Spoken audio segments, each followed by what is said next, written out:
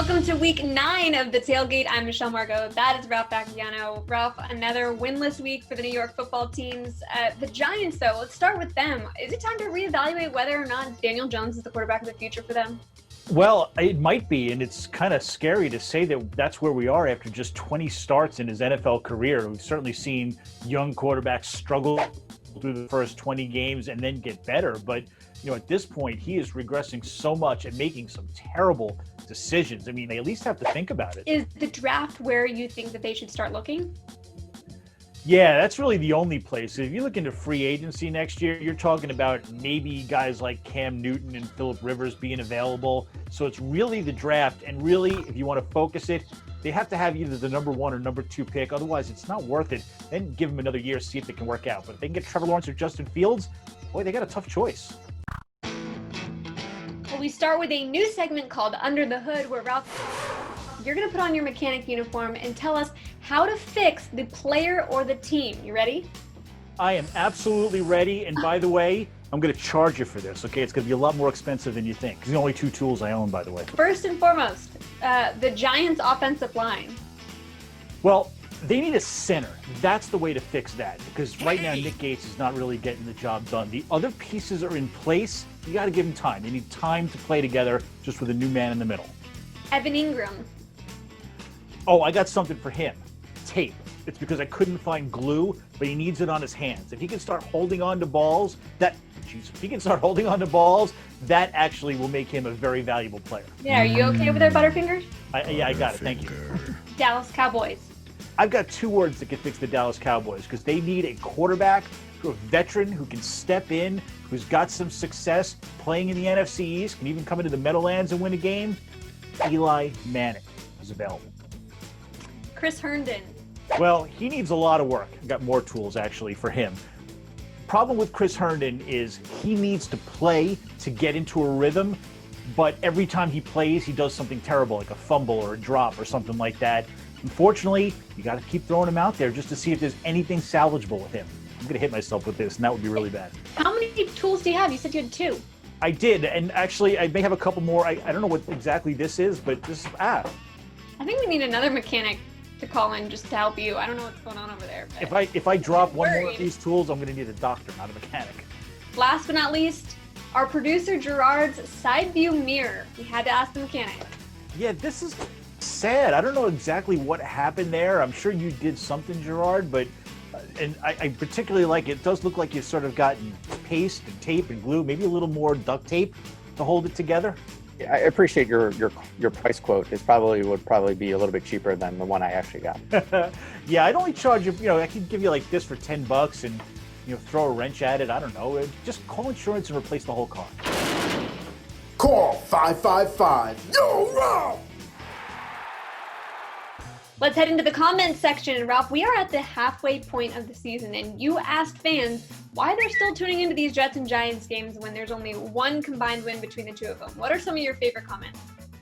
Well, I tell you what, one of the big themes was there's alcohol involved. People want to drink and watch their team. Other people, just are masochists. They want to feel bad for whatever reason. Some people do it completely out of habit. I got a lot of responses of, I've watched the Giants for 150 years. I'm going to continue to do it. I've been watching the Jets since their last Super Bowl, and I'm going to stick doing it until they win the Super Bowl again. Crazy people like that.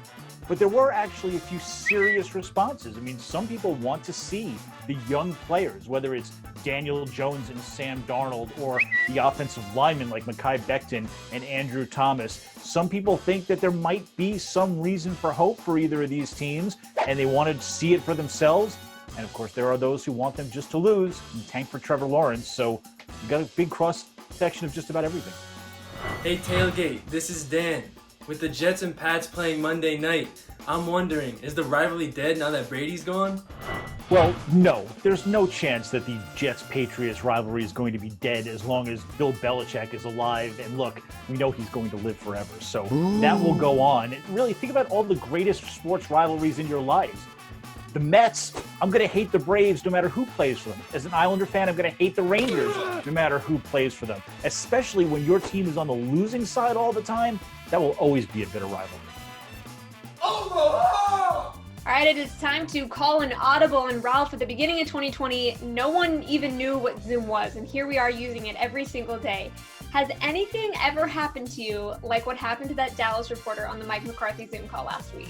Or is that something that's off the table? God. Someone didn't like the question, huh? Or...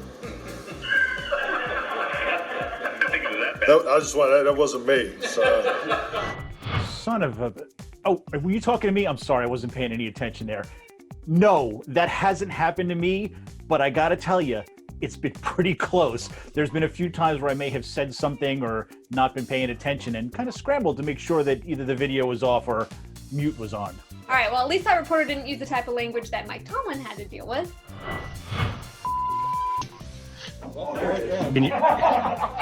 Live Mike.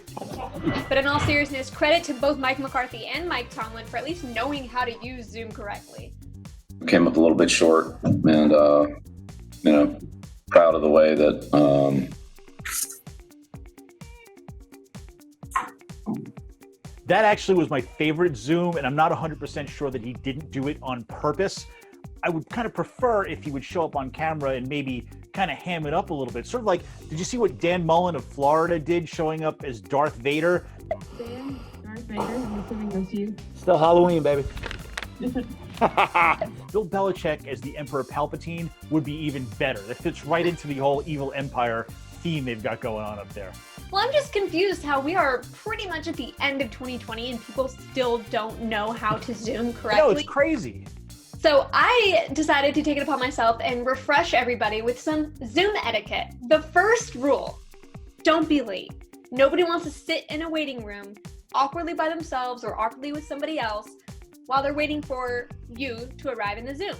Number 2, do it on your computer. There's nothing more frustrating when someone has the Zoom like this, going back and forth.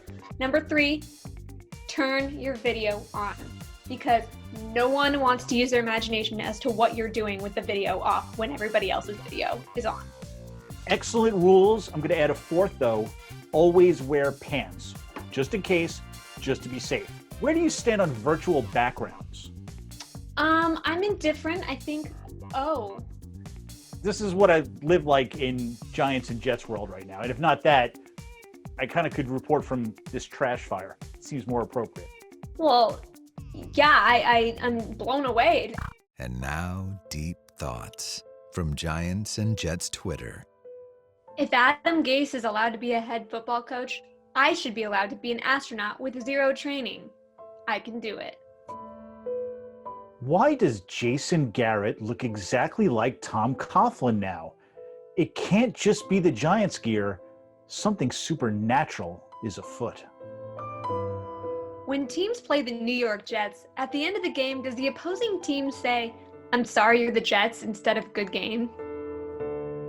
Every single Giants game can be compared to a really good movie with a horrible ending. In closing, I should have stayed in bed and watched Peppa Pig with my kid than the end of the Giants game. I'm in the pocket. Woo! I'm in the pocket. Woo! Let's head in the pocket where we put money in your pocket. And Ralph, are you feeling as confident as I am this week? Yeah, we took last week off, so I am rested, relaxed. I've been studying for at least the last 30 seconds or so I am ready to go. All right, so the Giants are 3.5-point underdogs at Washington. Who you got? Well, you remember the last game against Washington, the only reason the Giants won was because Washington gambled on a final 2-point conversion and failed. So it was pretty close. I think you'll see another close game again, but look, the Giants are playing well. I know nobody wants to believe it at 1-7, but they're starting to move the ball a little bit. Their defense is playing terrific. I'm going to take the Giants to win outright, but I'll also take the 3.5 points. All right, so I think I know what you're going to say, but the Jets are 7-point underdogs against the Patriots at home. Yeah, and once again, there aren't enough points in the world for you to get me to take the Jets. Look, this is, quite frankly, maybe the worst team I've ever covered, and I've been covering the New York teams for quite a long time. I know the Patriots are struggling right now, but Jets, Patriots, it doesn't matter who's the quarterback. It's still Bill Belichick. He's going to find a way to win, and I think maybe win big. All right, Ralph, what is your lock of the week? All right, I got a good one for you this time. I know the Dolphins had a big win against the Rams last week, but they stunk. I mean, they had 145 yards. Tua in his first start was horrible at quarterback. The Cardinals are 4.5-point favorites over the Miami Dolphins, and I am taking them to cover. Ralph's Lock of the Week. Well, my lock of the week is the Seahawks. They're 2.5-point favorites at Buffalo against the Bills. Usually I don't go with the road team, but I think Russell Wilson has been going off lately, and DK Metcalf is a monster. Michelle's Lock of the Week. I like it. I'm betting everything on that pick. I don't know about that. Well, it's not a lot. That'll do it for this week's episode of The Tailgate. I'm Michelle Margaux. That is Ralph Vacchiano. And here's to hoping for another win.